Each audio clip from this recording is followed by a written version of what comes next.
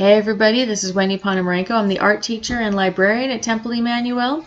And tonight's book, as part of the ongoing library project, is called Joshua's Dream, about the people who emigrated to Israel in order to build it up and to create kibbutzes and to work on building the land.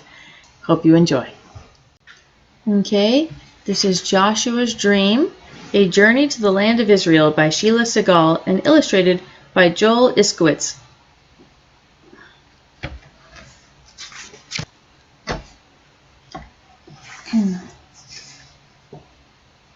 Tell me again about Great Aunt Rivka, Joshua said to his mother.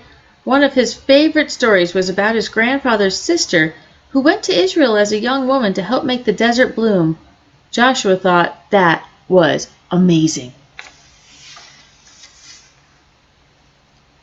Joshua's mother took the old family photograph album out of the cabinet and pulled some big picture books about Israel off the shelf. Joshua climbed up on the sofa next to her. Once upon a time, but not very long ago, she always began as she opened one of the books, the land of Israel had so many sandy deserts, murky swamps, and rocky hills that hardly any trees, flowers, or food could grow there, and that made it very hard for people to live there. For a long time, the Jews who lived in the land of Israel had very little food or money, but they loved their homeland so much that they stayed, they worked hard, and they prayed for better times.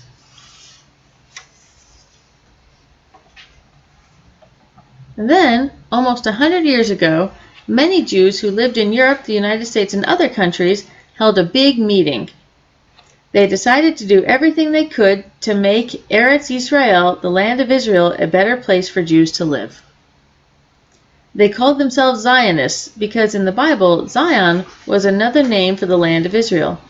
Many Zionists, like Aunt Rivka, packed up and went to Israel to help make that dream come true. But how could they make things grow in the desert? Joshua asked.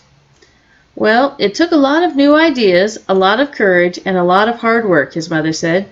Many people didn't believe that it was possible, but before long, the Zionist settlers began to make miracles happen. They brought water to the desert through new pipes and sprinklers so that orange trees could grow in the sandy earth.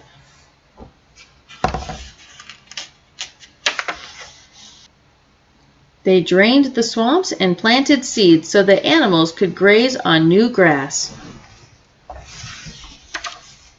They blasted away rocks so that date palms and almond trees and flowers could grow along hillsides. And they built a city by the sea on dunes of sand. And Aunt Rivka did some of those things, right, Mom? Joshua said proudly.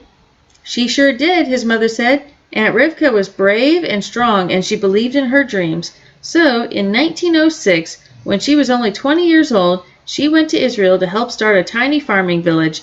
There, she slept in a tent and worked all day in the hot sun, digging, clearing, planting, and watering until she saw her dreams begin to come true.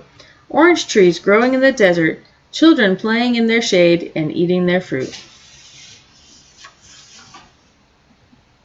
As the years passed, Aunt Rivka's village grew, and Israel became a strong country with more people and more trees each year. In Israel today, Jews are still moving to the desert wilderness and the rocky hills to make them bloom with new trees and to build new villages full of people. One day, Joshua thought, I'm also going to help build Israel with my own hands, like Aunt Rivka. Joshua spent a lot of time looking at the books about Israel. He paid special attention to the pictures of people working in the desert so that when the time came, he could make sure to bring everything he needed. A hat to shade him from the hot sun, work shorts, sturdy shoes, a canteen for drinking water, and of course a good shovel for digging and planting. Then one day, his mother surprised him. Pack up your gear, she said. We'll be off to Israel next week. Joshua was thrilled. Now he could see himself standing in the desert with the sand all around him, digging up the earth with his own tools, setting a little tree in the ground with his own hands. And that's just what he did.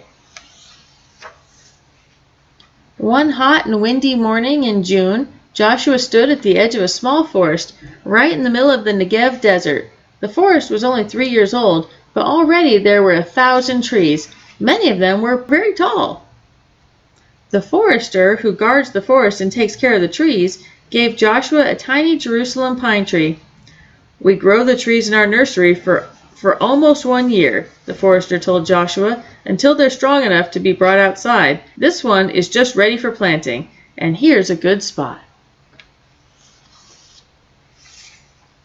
Joshua put his hands around the little tree, the smallest tree he had ever seen. He held it proudly for a few moments, then he gently put it down beside him. With his shovel, he dug a hole in the dry and rocky soil. Next, he carefully set the little tree in the hole he had made for it.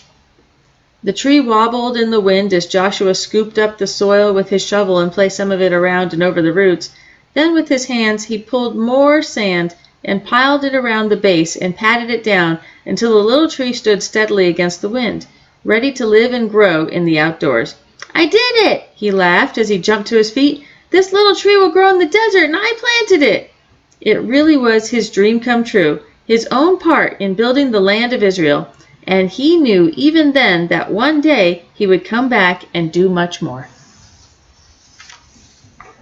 From that time on, whenever his mother took out the family album and the picture books to tell the story about Aunt Rivka and the builders of Israel, Joshua was also part of it, but his story was just beginning. This is Joshua Segal, age 4, planting his first tree in Israel. The end. The book Joshua's Dream is something that actually can be any Jewish child who or probably any kid actually who visits Israel. The Jewish National Fund has been planting trees for over 100 years in Israel. They've planted over 260 million trees over all the years. And in fact, they even have a program where when you go visit Israel, if you would like, you can schedule an appointment with them in which you can personally plant a tree, like with your bare hands, in Israel. So that can be like a part of your trip to Israel, which obviously in this case was actually a part of the trip that they had scheduled for little Joshua when he was there. Now, his family wasn't immigrating to Israel like his Aunt Rivka did. She immigrated, but they got to feel like they were a part of it and in fact to be a part of it by contributing to the Jewish National Fund and by contributing to actually planting trees in the Promised Land, in the desert. So yeah, this book is a really cool. It's an important book about the building up of Israel, about those making Aliyah, about those who really made Israel the country that it is today, the much more livable place, the much more inviting habitat that it is nowadays, and all the people who put in so much hard work in order to bring Israel into the environment that it is now. So that's really cool. This book, Joshua's Dream, can be found in the Israel section of our juvenile stacks. Have a good one.